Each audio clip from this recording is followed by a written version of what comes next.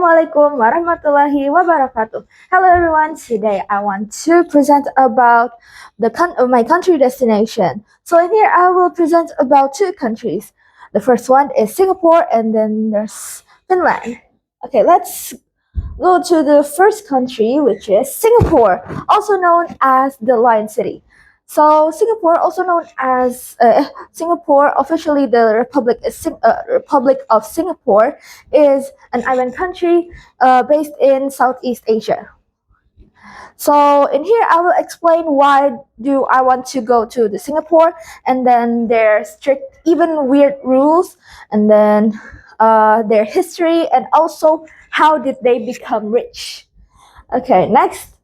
Before we begin, let's take a view at the gallery of the famous landmarks of Singapore. So the first one, this is the iconic Merlion Park. Almost everyone knows this one. Yeah, this is there's a park. There's a park with a statue of a lion with a mermaid tail blasting out water from its mouth. And then near from the Merlion Park, there's also Marina Bay Sands, which is like a tree building connected with one rooftop. And then there's also the Chinatown Heritage District. As you can see here, it's like a Chinese market. Yeah.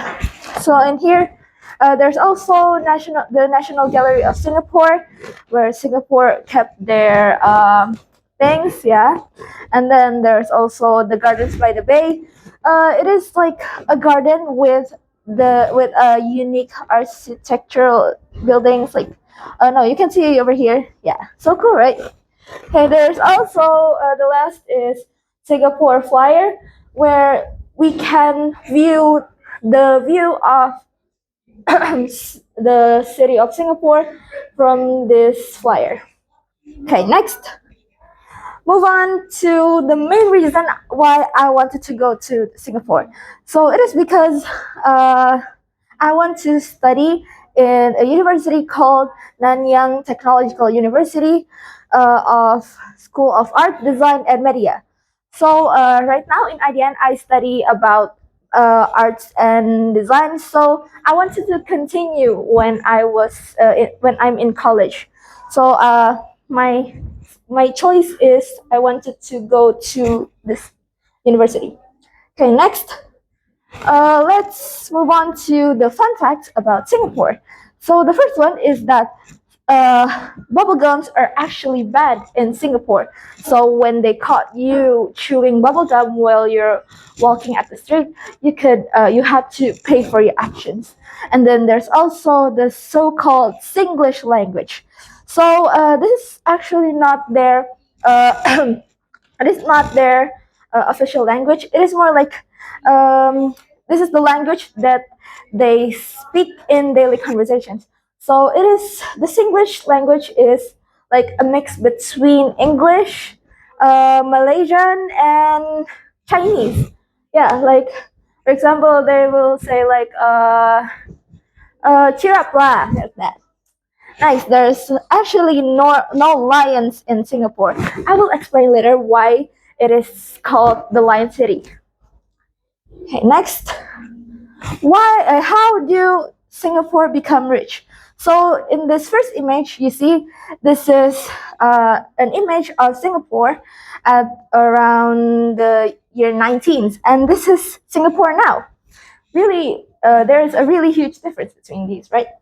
So Singapore had a high human resources. Despite having low natural resources, they had a lot of human resources. So, and like their people are smart with their IQ is the highest ranked in Southeast Asia. Okay, next move on to their history. So I will explain about the early history and pre-legend first, which is in the year pre 1819. So back then Singapore was known with the name Temasek. So back then Temasek it was a 13th century regional trading hub. So according to legend, there was a prince arrived in Singapore or Temasek, which is called Prince Sangnila Utama. And fun fact, Sangnila Utama is actually from our country, which is specifically in Palembang. So Sangnila Utama arrived at Singapore, and then he believed he saw a lion, but it is actually not a lion. So uh, he renamed Temasek to be Singapura, or the Lion City. Okay. Next to British founding in the 1819. So there's this person called Sir Stamford Raffles who established a British East India Company trading post, accelerating its growth as a free port. Yeah.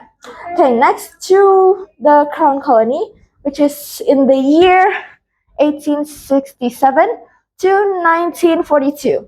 So after that, Singapore was took over by the British. So then Singapore became a crown colony, growing into a major multicultural maritime hub and a key naval base for the British. Okay, next, move on to the World War II and Japanese occupation, which is in the year 1942 to 1945. So in here,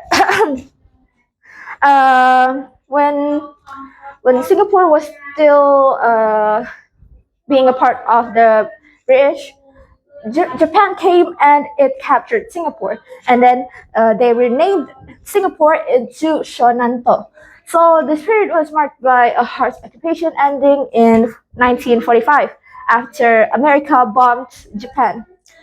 Okay, next is the path to independence between the year 1945 to 1965. So after Japan loses, the British came back, but it faced nationalistic sentiments. And then after that, after a brief, Singapore became a part of Malaysia, and for some reason, after that, Singapore was expelled from Malaysia. Okay, and then that made the Singapore we know now. The independent Singapore from the year 1940 and 1965 to now. Led by Lee Kuan Yew, Singapore became an independent republic on August 9, 1965. Okay, next. So now we're done with Singapore, and we'll move on to Finland, also known as the land of the thousand lakes.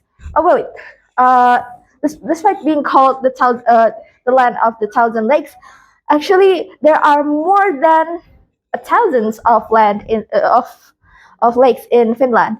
There's actually around more than 188,000 lakes in Finland. So Finland, or the Republic of Finland, is a Nordic country in Northern Europe, and it borders between Sweden. Oh my bad. Between Sweden, it borders Sweden to the northwest, Norway to the north, and Russia to the east. Okay, so in here I will explain why did I want to go to Finland, and then why is their country so peaceful, and then what is their culture. Yeah. Okay, so first, just like back then with Singapore, let's check the gallery of the beauties in Finland. So in here, the first one, there's Saima Lake, which is the largest lake in Finland. And then next, there's also Utsjoki. You can see here, you can go there to camp or something, or just viewing. You can see northern lights in Utsjoki. And then there's also Bengtstar Lighthouse. And then, oh, in here, this is the most popular and also the largest ski resort in Finland, which is Levi Ski Resort. And then there's also a fort called Suomenlinna. Yeah, this is a fort, but now it is a popular destination for tourists. Then last, there is also the Porvos River. So you can ride boats in here and see the unique atmosphere of Finland. Uh,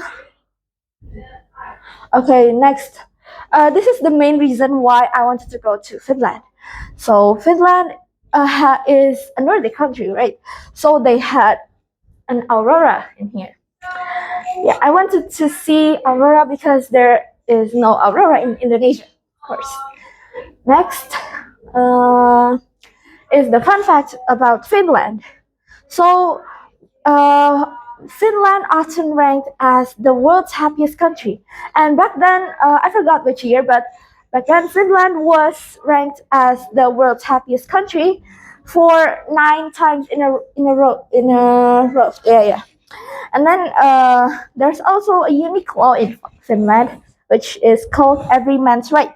So this every man's right is that everyone in Finland can use a land anywhere to maybe pick berries or maybe camp in there or hike without spending any money. So Finland is for everyone. Yeah.